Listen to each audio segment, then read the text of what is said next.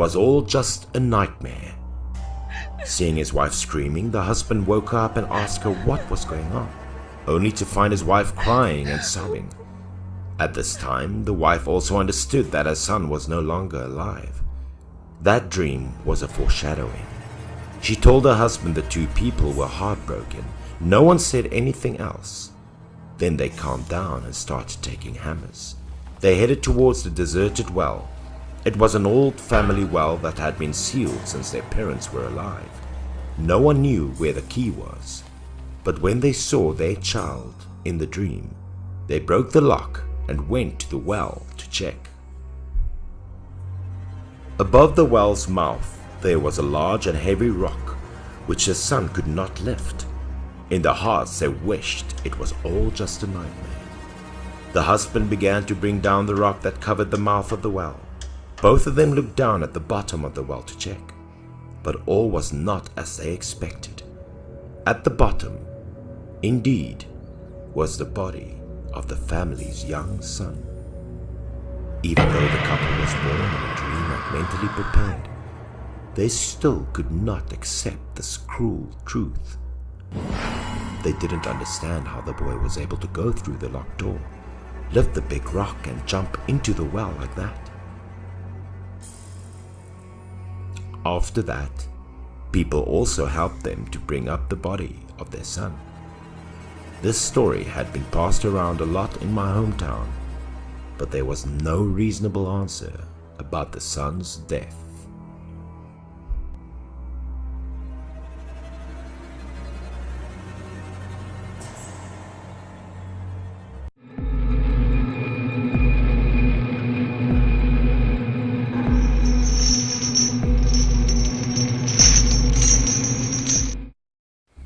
I had a close friend.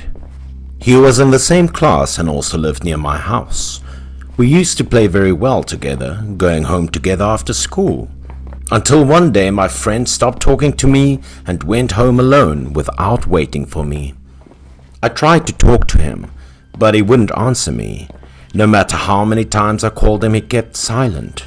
It wasn't until I touched his shoulder that he jumped all over, turning to look at me with a listless, panicked face. His face became thinner, more emaciated than before, like it was suffering from some disease. I tried to ask him about it, but he still wouldn't answer any questions. On the contrary, he went straight ahead, silently. His strange attitude confused me. The following day I went to class and saw his mother come to the homeroom teacher to ask him to take a few days off from school. I felt worried about my friend's health, so that afternoon just after school I ran to his house to ask. I went to his house after school. I knocked on the door for a while when his mother opened the door and invited me in. She also said that he was seriously ill. I asked his mother's permission to come into his room to visit him. After receiving the consent, I went straight to my friend's room.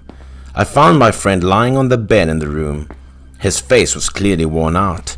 He looked at me with a strange, soulless expression. I pulled up a chair and sat down next to him. As soon as he saw me, he brightened up a bit, but his skin still looked extremely pale. I asked him what was wrong, and he told me he was having a strange problem that kept him awake for many days. I listened to him and became more and more curious, asking what he was all about, why he was so haunted that he couldn't sleep. Until that time, he told me a whole story. A few days ago, he accidentally met a woman on his way home from school. That woman crossed the intersection at the corner of his house but was accidentally hit by a speeding car. After that impact, the injured woman lay in a pool of crimson blood and the car quickly sped forward and disappeared. He was a witness to the end.